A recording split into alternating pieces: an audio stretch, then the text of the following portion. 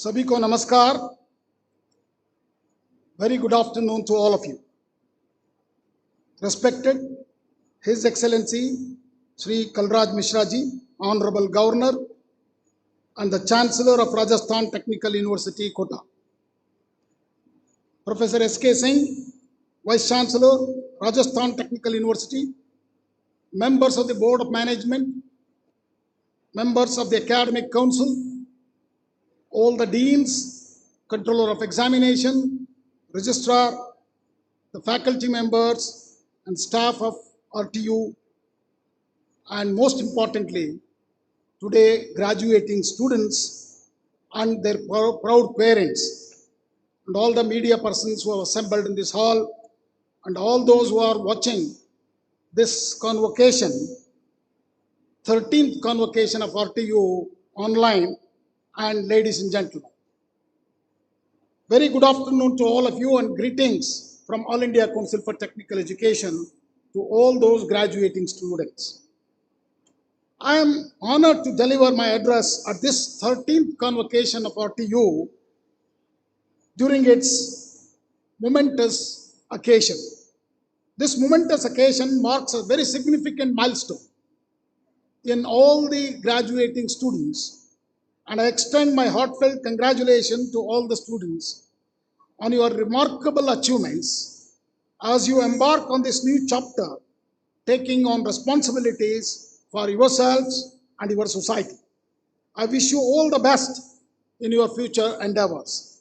Congratulations to all the gold medal winners today at this 13th convocation. And I also congratulate the proud parents. Today you are witnessing this occasion when your wards are receiving accolades and the gold medals on this occasion. Friends, convocation is not just a celebration for the students. It is also a joyous occasion for parents and most importantly, the teachers. This momentous day marks the culmination of years of hard work, dedication, and also sacrifice of all of you. It is a time to acknowledge and celebrate the collective efforts that have brought each graduate to this point of achievement. First and foremost, we must recognize the unwavering support and guidance of all the parents. Your parents have been pillars of strength, providing emotional, financial, moral support throughout your academic journey. They have celebrated your successes, encouraged you during challenges, and believed you in your potential, and even when you have doubted yourself. Their sacrifices, whether it be long hours of work, sleepless nights, or putting their own dreams on hold, have played an integral role in your success. All graduating students, my suggestion to you is, soon after you get out of this hall, thank your parents and the teachers who are the cause for you to celebrate today. Equally important are the teachers, as I told you, and faculty members of RTU who have imparted valuable knowledge and skills. These educators have dedicated their lives to nurturing young mind, inspiring curiosity, and fostering love for learning. They have not only taught you the curriculum, but you have instilled in you the principles of critical thinking, problem solving, and also ethical behavior. Their commitment to your education goes beyond the classroom, as they have mentored, motivated, and guided you through various stages of your academic journey. Today, we are all getting together here to celebrate your success. Congratulations to once again to all of you for obtaining your degrees. Friends, remember, the journey to this point has been a collaborative endeavor of all your family members, teachers, and the university put together. The hard work of yourself also has to be remembered today. Each milestone you have reached is a testament to the support system which the nation has provided to you. I extend heartfelt appreciation to all those causes. Friends, we have assembled here on the 13th Convocation of RTU. Rajasthan Technical University has completed 18 years journey of excellence. Your predecessors are now in the prestigious position. There is a fantastic alumni of RTU as well. So this institute or university established in 2006 by the government of Rajasthan to enhance the technical education in the state. The university boasts a rich history and legacy of notable alumni who have made significant contribution to science and technology in India and abroad. Friends, today the youth of the day play a very pivotal role in shaping the future of our country and also the world. You are stepping into your careers at a time when competition is very fierce, opportunities are vast, and challenges are also daunting. Yet with your passion, determination, and innovative spirit, I am very confident you will rise to the occasion and make a meaningful impact. Friends, one of the most transformative advancements in recent years is being the emerging technologies like artificial intelligence, robotics, AR, VR, and telecommunication. Friends, this is a disruptive world. In this disruptive world, our AI and generative AI is revolutionizing the way we teach and learn. Entire teaching and learning is changing, friends, offering personalized learning experiences, automating administrative tasks, and providing valuable insight through data analysis. Friends, we are also celebrating soon the 4th anniversary of National Education Policy 2020 implementation.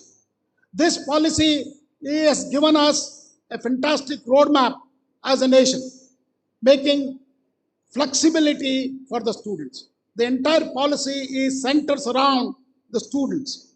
And with these disruptive technologies and National Education Policy 2020 implementation plan, India is poised to become the leader in the area of technical education. Friends, please note, embracing AI is very crucial for all of you.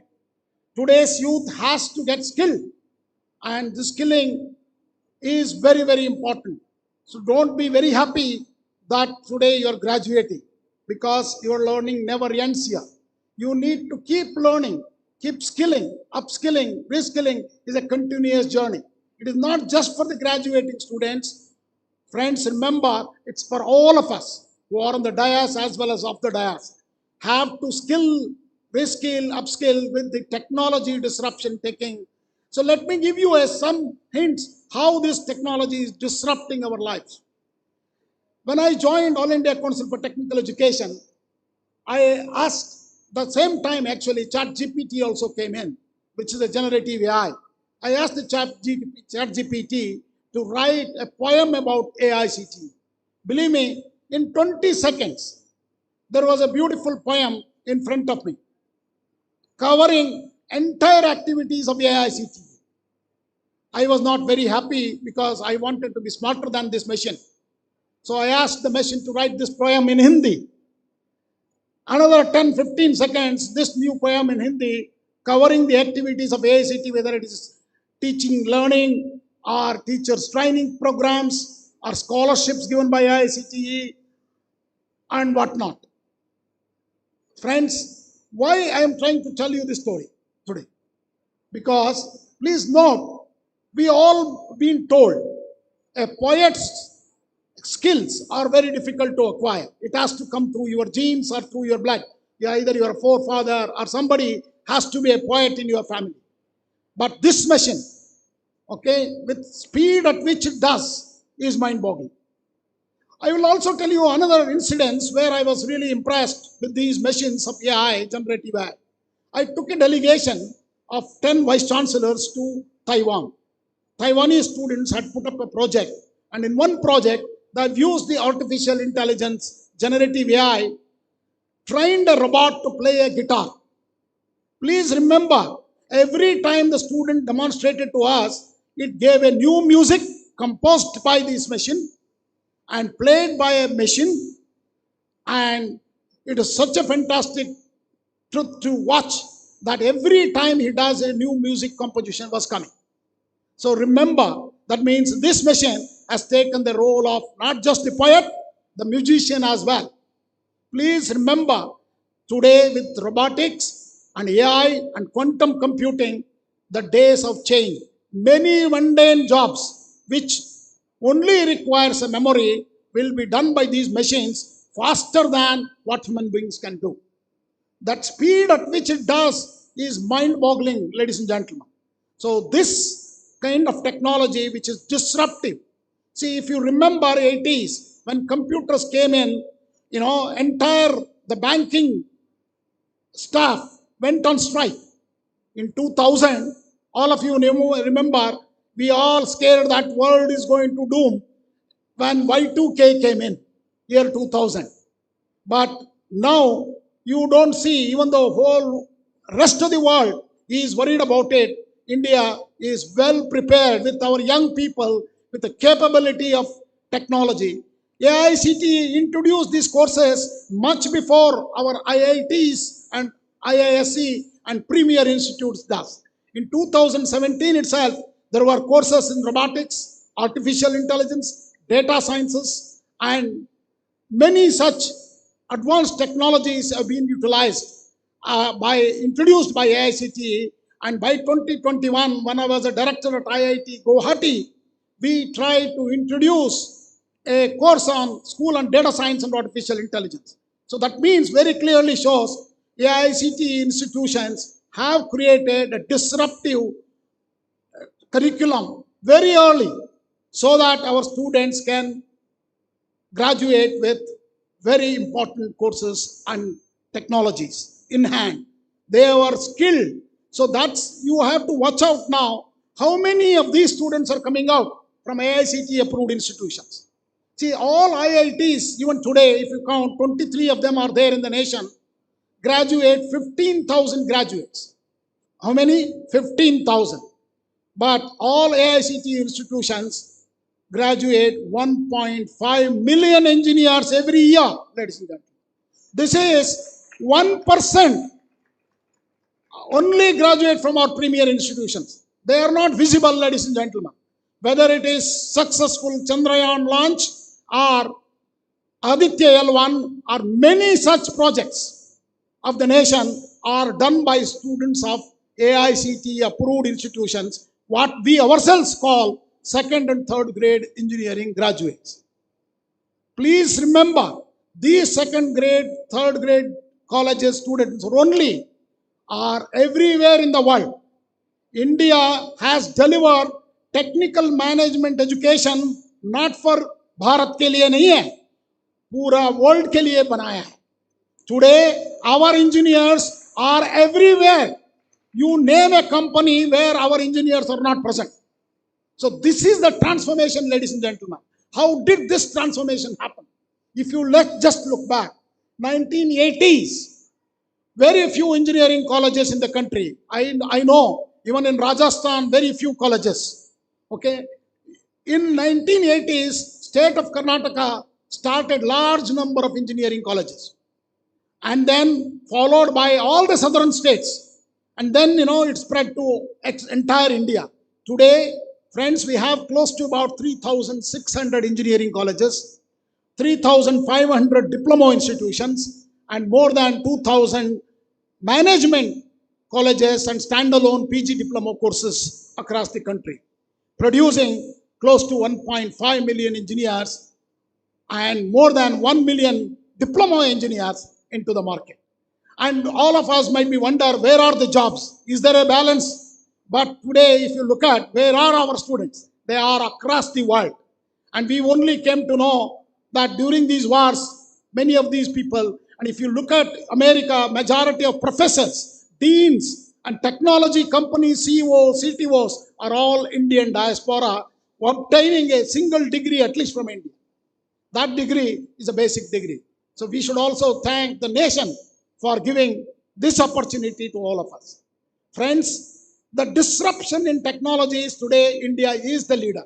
There is no question about it. India is going to lead further because we are the largest engineering graduate producing the country in the world. How many engineers have graduated today? If you look back, when AICTE was started, when large number of colleges mushroomed in southern part of India, All India Council for Technical Education, which was an advisory body in 1945 to the British government, was converted into a regulator in 1987 through the Act of Parliament. First 5 chairmen of the AICTE were the cabinet ministers of HRD. And then first full-time chairman came in through IIT Roorkee's Vice Chancellor, Professor Khanna. And today, friends, large number of IIT directors were the chairmen of AICTE. So today, AICTE is actually putting large number of programs. For example, we are promoting research and innovation among institutions. I was reading an article or a document by Niti Aayog. I'm very proud to see large number of private engineering colleges and the government engineering colleges are contributing to research and innovation in our nation. I would like to tell you today, we are 4th largest paper publication producing country in the world. 4th largest already. Okay? And we are the 4th largest patent filing country in the world today, friends. And more than that, we are also, if you look at the PhDs in STEM areas, science, technology, engineering, mathematics, we are again the 4th largest. If you look at the startups in India, we are already reached the 3rd largest startup capital of the world is India, friends. How many startups? More than 1,25,000 startups have been started. Out of that, more than 125 of them are unicorns, producing $500 billion. And 1/4 of that market capital has actually flown from outside to India, which has made India as the 5th largest economy in the world today, ladies and gentlemen. And you have heard our Prime Minister keep telling us, in 2 years, we are going to achieve 3rd largest economy in the world. The day is not very far away, ladies and gentlemen. India is going to be a force to reckon with again. 17th century, if you remember, before 17th century, 16th century, gross democratic product of India was the highest in the world. And 17th century, the Dutch, when they started traveling, took the control of the whole world. 18th century belonged to British, ladies and gentlemen, when they ruled 100-odd countries across the world. 19th century, after the World War II, belonged to Americans. 20th century, briefly, belonged to the Chinese. 21st century, after COVID-19, it is India's time, ladies and gentlemen. It is the you going to change. How? Is it practical or just a, let's look at what digital public infrastructure, what India has created, has made the world wondering. For example, during COVID-19, we have given 300 crore vaccination. I'm not talking about just physical vaccination produced in India and giving it to the people. I'm going to talk about the digital public infrastructure, what we have created, through which all of us downloaded the vaccination certificate in a fraction of a second through even WhatsApp. You know, I went to US. One of my friends was telling me proudly, you know, this is my vaccination certificate. I pulled out my Digi locker. I showed him, you know, it's always there in my phone. I have actually stopped carrying my wallet, and the total UPI transaction, what happens in the world, 45% of the UPI transaction happens in India. You can go to the rural part of India, even a farmer, even a vegetable vendor understands what is QR code. An illiterate will show you, he collects money and does his business through QR codes. Friends, this is an era of technology where you have heard in the healthcare, Ayushman Bharat, what has been transformed. Aadhaar today is one of the largest public digital infrastructure India has ever created, and whole world is worried or looked at it towards India to take these technologies. This is the kind of technologies of digital public. I can go on. And you have heard our Vice Chancellor of RTU talking about academic bank of credits. And we have created at the Ministry of Education an ID called APAR for every student in India, from Balavatika to PhD, a unique ID linked to academic bank credits. The day is not very far away when students can acquire their credits of any courses they do and put it to the bank called academic bank of credits, and the day is not far away where they accumulate all of them, choose a university to obtain a degree. That's the technology which really puts us in forefront, and this is the golden time. Amrut Kal is here, ladies and gentlemen. India is going to be leader, and there is no way, because 500 million young aspiring people are there. So what are the challenges in front of us? We need to look at that as well, because today we have achieved close to about 90 to 95% kids going to school. That means how many number of students are going to school today? Close to 25 crore students out of 140 crores are going to school. We have achieved close to about 95%. School education is fantastic in India, but there is a huge dropout. See, by the time they come to university, higher education, hardly 28.3 students out of 100 students are going to higher education. That means we have a long job to do. And imagine this 28.3 students out of 100, that means close to about 4.3 crores out of 25 crore students are only coming to higher education. Imagine if this number, as per National Education Policy 2020, we have to go to 50% of the gross enrollment ratio. That means another 8 crore students will come to higher education in 10 years. That means, imagine, today, to accommodate 4.3 crores, how many universities we have? We have close to 1,100 universities, 45,000 colleges, accommodating 4.3 crore students. Imagine if you have to bring another 8 crore students into this by 2035, how many universities we require. This is the challenge in front of us, ladies and gentlemen. We need to create more higher education, and a developed country which generally has 80 to 85% of the gross enrollment ratio. Any developed country, whether it is Israel, Japan, Korea, all of them, 85% of the student goes to higher education. In our country, hardly 28.3%. With this itself, we have really remarkable achievements we have achieved, whether it is launch of Chandrayaan. Who are the students, who are the scientists who are made Chandrayaan successful?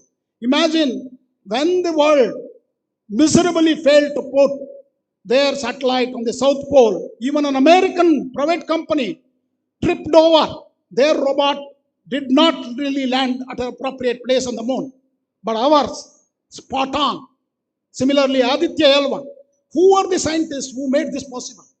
These were the engineers from second and third grade engineering colleges like yours, ladies and gentlemen. I was with Somnath, chairman and secretary of Department of Space. I asked him, how many students you have from IITs? He said 0. All his students, including he, graduated from a private engineering college called TKM College of Engineering in Kerala. And if you look at whether it is DRDO, ISRO, or even nuclear sciences, the revolutionary scientific advancements have been done by India.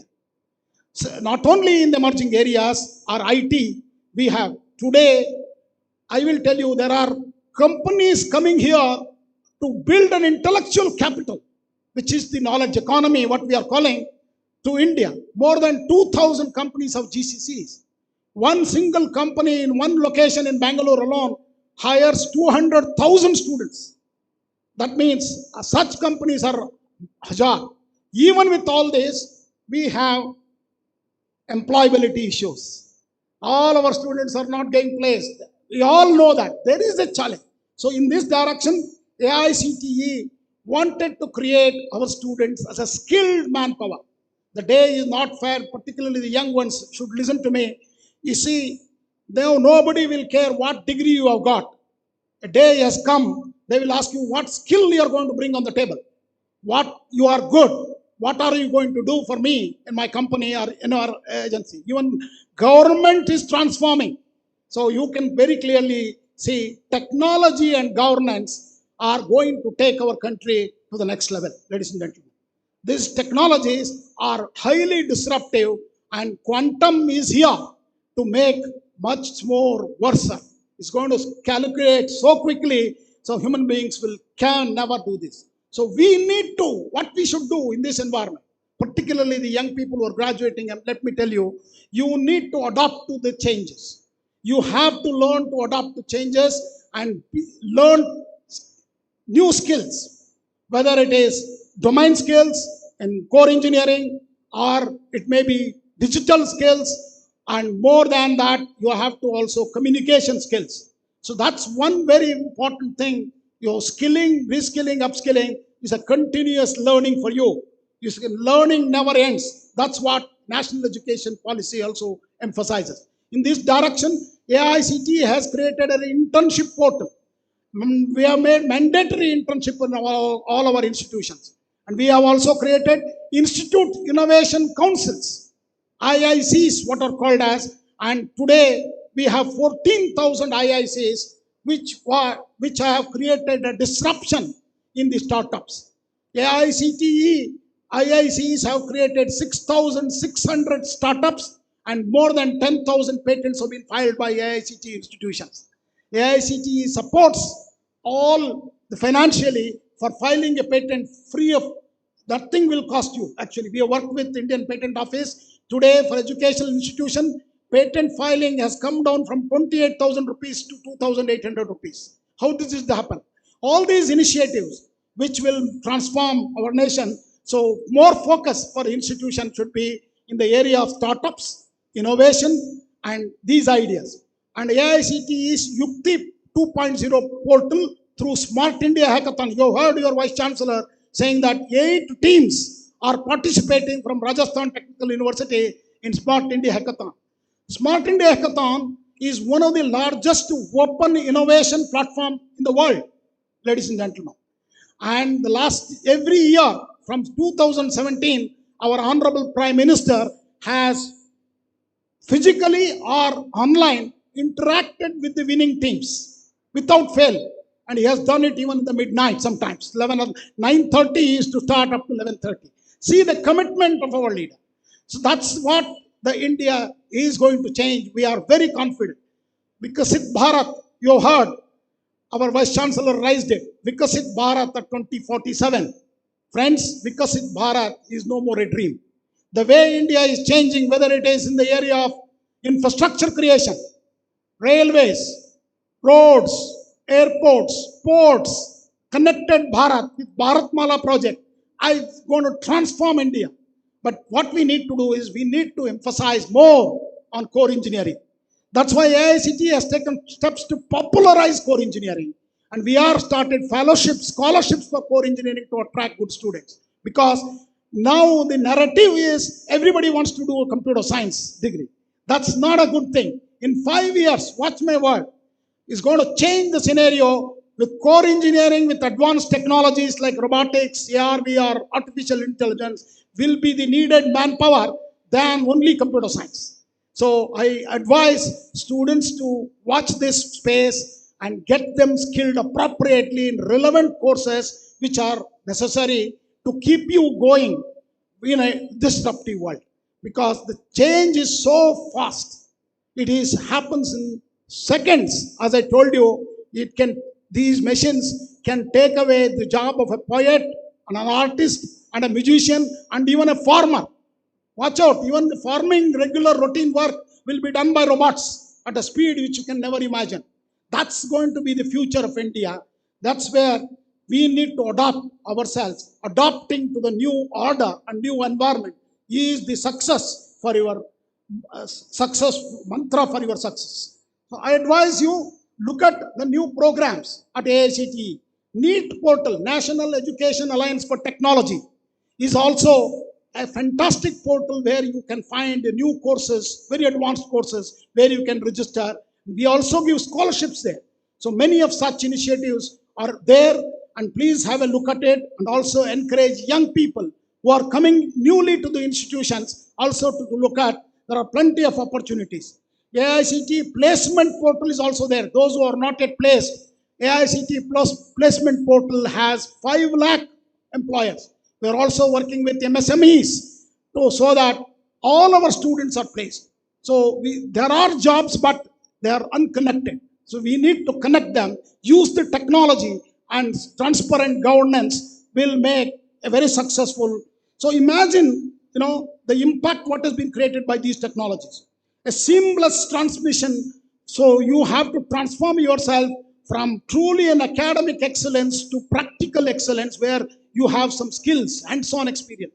In this direction, AICTE has created Idea Labs. 107 Idea Labs have been created where we give emphasis on experiential learning to the students. Friends, look at IITs when they started in 1951. Very nearby, IIT Kharagpur is the first IIT started in 51. And 1961, we had 5 IITs. Then we never even thought about increasing them. 1994 only, IIT Guwahati, the 6th IIT where I was the director, came in. And then 2000, Roorkee came in. Why I'm trying to tell you is research and innovation space we need to emphasize. And all in 2003, all these IITs which were basically elite engineering colleges like any of your colleges. Why I'm saying that is 2003, there is a paper in Current Science. They were looking at how many research publications these all IITs are put together. In 2003, all papers of IIT faculty, students put together, there were 7 IITs that time, were much less than one Indian Institute of Science in Bangalore. Okay, but in 2023, in 20 years, IIT Madras is leading number 1, bigger than Indian Institute of Science. What it clearly shows, in 20 years, these IITs have been transformed themselves into a research-intensive innovation activities, and they have become Indian Institute of Technologies, have become institutes of Indian technologies. That's where the new startups and all these activities are coming in. So that's where the changes are happening in the technical and professional courses, ladies and gentlemen.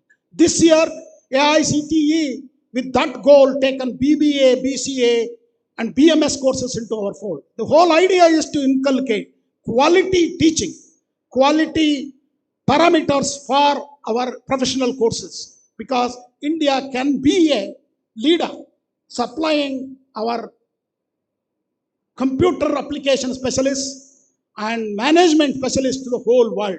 We have already demonstrated that's going to expand if another 8 crore students are going to come to higher education. This is the vision, with which, and I hope Indian government will announce soon 100 deemed universities some more, because universities have to increase. More autonomy has to be given to the universities. They have to work themselves because there are very talented people in nook and corner of the country. Opportunities should be given. Finally, my message to the graduating students. Dear student, India is on the rise. Gone are the days when we looked abroad for opportunities in higher studies and jobs. Indian higher educations, many institutions this year are on the top. And you might see job opportunities. NIT Mizoram was able to place 90% of their students placed when compared to IIT Bombay. Why? Skilling has become an important activity. So you hatch out. Skilling is very critical for you to survive. Now India is a land of burgeoning opportunities, and you are at the forefront of this transformation. As you step into the real world, remember to carry forward the lessons you have learned at this institution. Thank your teacher. Move forward with a positive mindset. Embrace continuous learning and strive to be better skilled person. More than that, you have to remember the COVID days when we were suffering. 300 crore vaccinations were done. But what did we do? Good thing. 83 countries we exported freely our vaccination, given as a goodwill gesture. And today, Indian passport has a lot of values. You can travel very proudly as an Indian today. When compared to, in 86, I went to Canada. At that time, we were very, very pathetic for us to get out and even get into those countries to study. But today, we are very proud to be holding an Indian passport. because that image has changed through these kind of goodwill gesture. So what is important? So you have to be more than a technocrat, more than a management expert. You have to be a better human being. A human being. So in this way, AICTE has started universal human value courses. So I urge all your students, when you have free time, please take these courses on Swayam platform. One of the largest MOOCs platform where you can do self-learning and also get a credit is the Swayam Plus platform of Ministry of Education. How many courses? More than 10,000 courses, full courses are available for you to credit and get credits. So this is what is going to change India. The self-learning, digital learning, and new digital universities will be born. Watch out. And that transforms the way we communicate, we give degrees and we educate our masses. Friends, you take a message today saying that you have to be a giver. Sometimes you have to think, I need to give something to others and to the society. That's where, keep one side of your mind concentrated on that, not just earning money is not the final end means. All of us will understand when you become 50, 60, when you are earning huge amount of money. I encourage young graduates to invest their time in research and development. R&D plays a crucial role in India's journey to become a 5 trillion economy. You have seen that happening through IITs. But watch out, many private engineering colleges and universities, state and private universities, public universities, are going to also contribute in this research and innovation space. So friends, by prioritizing R&D investment, you have heard recent announcement of the ANRF, that is Anusandhan National Research Foundation. And that is going to change the way we fund our higher education. More than 50,000 crores, Honorable Prime Minister is leading as the chairman of the executive committee. India's strong performance in research and innovation is evident from the global rankings today, friends. Therefore, STEM education holds the key.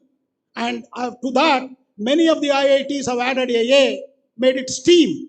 And some of them have added an M, a medicine also. IIT Kharagpur is starting a medicine course. IIT Kanpur is also starting a medical. So this is an era of multidisciplinary education, where engineers, doctors, financial, marketing people all work together to make a product and sell it. And this is Atmanirbhar Bharata is very, very important. Friends, I consider myself very happy to be here with you to share some of my thoughts on higher education. And I wish all of you the very best on this day. And I only appeal to you, never extinguish your thirst for knowledge. Refine yourself as better human beings and socially responsible citizens. Contribute back to the society which has nurtured you and nourished you. Embrace the role of global citizens and work towards making this world a better place to live. In closing, let me reiterate, the future is very bright and it is yours for the taking. Dream big, work hard, and never stop learning. The world is waiting for you to make you a mark. I wish you all the very best and a fruitful career and blissful life ahead. Thank you. Namaskar. Jai Hind. Jai Bharat.